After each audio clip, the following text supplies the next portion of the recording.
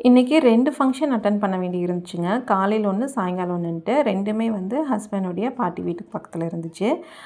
காலையில் ஒரு ஃபங்க்ஷனுக்கு போயிட்டு, அப்புறம் பாட்டி வீட்டுக்கு போயிட்டு ரெஸ்ட் எடுத்துகிட்டு, சாயங்காலம் இன்னொரு ஃபங்க்ஷன் போயிட்டு வீட்டுக்கு வர்றது தான் பிளானு. பாட்டி வீட்டில் பார்த்திங்கன்னா, இது எல்லாமே செடியெல்லாம் மாமனார் வச்சு விட்டுருக்குறாரு. இங்கே வந்ததும் என்னென்ன செடியெல்லாம் இருக்குதுன்னு பார்க்குறதுல தான் ரொம்ப ஆர்வமாக இருக்குங்க. சொரக்காய் செடி, கரும்பு செடி, கொய்யா மரம், தக்காளி, வெண்டைக்காய் செடியெல்லாம் இருந்தது. வெண்டைக்காய் கொஞ்சம் இருந்தது, பறிச்சிட்டோம். மொட்டை மாடிக்கு போயிருந்தோம். அங்கே பார்த்திங்கன்னா, பக்கத்து வீட்டில் இருக்க மரம் வந்து இங்கே வந்துருந்துச்சு. இதில் நெல்லிக்காய் வந்து கொத்து கொத்தாக காய்ச்சிருந்ததுங்க. எல்லாருக்குமே பொறிக்கிறதுக்கு ரொம்ப இன்ட்ரெஸ்டிங்காக இருந்தது. ஜாலியாக எல்லோரும் பொறிச்சிட்டு ஜாலியாக என்ஜாய் பண்ணிகிட்ருந்தோம். அதுக்குள்ளே பாப்பாவுக்கு பசி வந்துடுச்சு.